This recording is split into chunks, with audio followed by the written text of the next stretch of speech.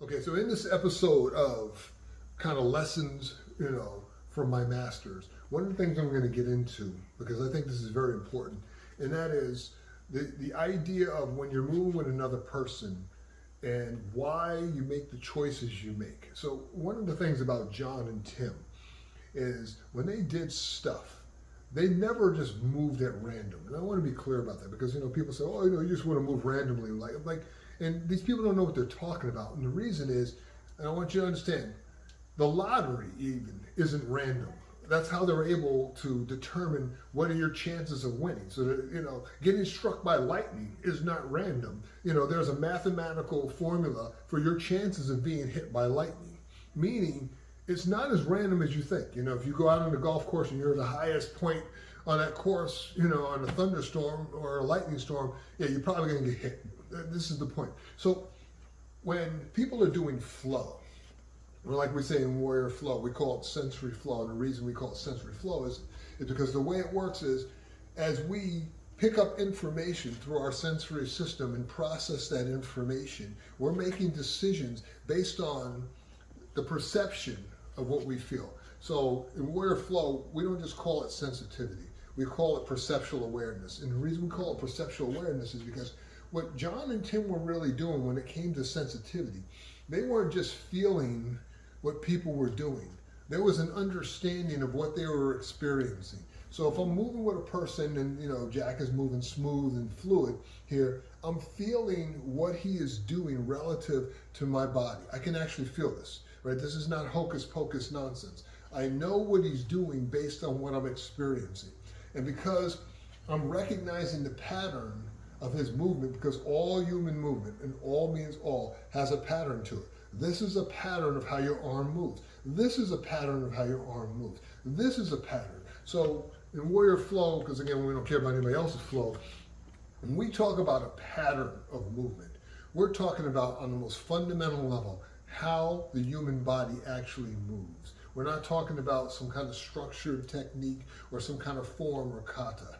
Obviously, those are patterns, but the reality is all movement has a pattern to it. So, in defense of people who do structured techniques and katas and forms that everybody always criticizes, you need to get over yourself because all you're doing is just a different type of pattern and they're using maybe a more structured pattern, but it's still a pattern nonetheless. So as I'm moving, what's going on is as I feel what he's doing in relation to my body, depending on also the type of body type I'm dealing with and also my own body type. If I give pressure here and he slips out, if he's moving as low as he needs, I got to try to chase it or track it. Very difficult to deal with because he's actually playing off of my body.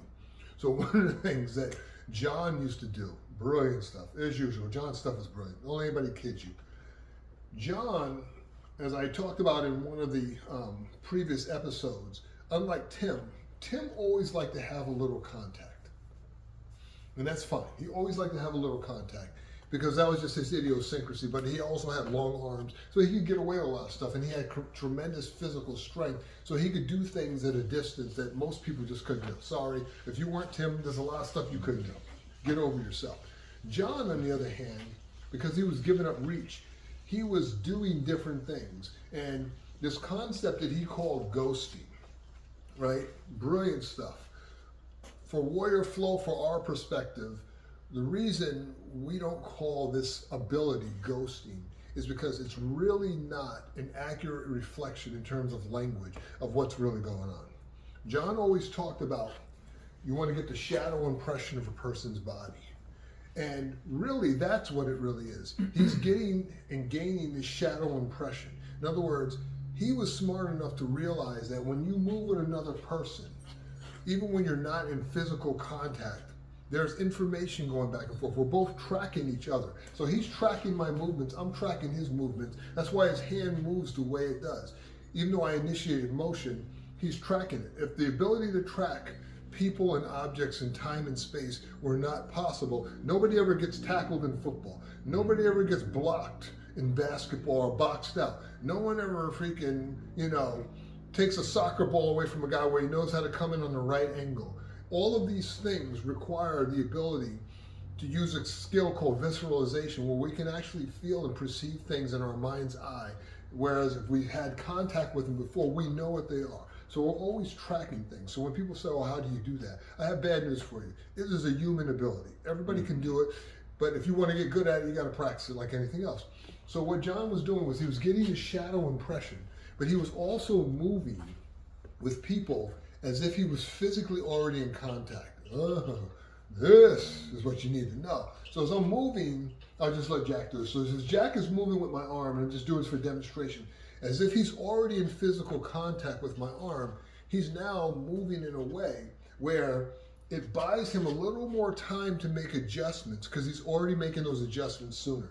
He's not necessarily moving faster as he's making the adjustment he needs in the body sooner. So as he's doing this and he feels an opening to hit continue, well, he just lets me have it.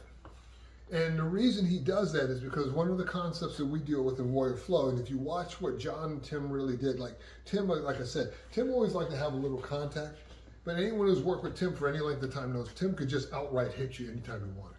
If Tim just wanted to hit you in the head, he could do it because he knew how to move in a way that threw off your sense of timing or altered your perception of time. Whereas, you kind of stood there and watched it happen. So as I'm doing this, we call this shadowing in Warrior Flow, because it's really more of an accurate reflection. Because how it really works, and I'll just throw this out there, is he feels the relationship between my body and his body, relatively speaking. We're both playing off of each other. What's causing him to behave the way he's behaving is because he actually feels what I'm doing. That we have this skill called proximity. And anyone who's ever felt this, we do it all the time, right? Whereas we can be within proximity of another human being and actually feel where they are, even though we're not in direct contact. And we don't, by the way, scientifically, we don't know how proximity works, but we know people do it all the time and we know it works. So by moving within proximity, I'm able to make the adjustments I need sooner, to position my body in places in the future sooner, to make my stuff work. The illusion of speed then is because I'm moving in a manner where I'm already making those adjustments sooner. It creates the illusion I'm moving faster than I really am because it's throwing his sense of timing off. And every time I throw his timing off, what happens is for microseconds, it makes or creates the illusion almost like I disappear. And this is something John did all the time. The other thing John did was brilliant, was he would throw his hand out like an antenna, and I'll cover that in the next episode, a little more depth, but he would throw his hand out like an antenna to throw off your sense of timing because he was still playing that game. And as he got closer, should you make contact, then of course he would make the decision he wanted to make. And I'll cover that in the next episode.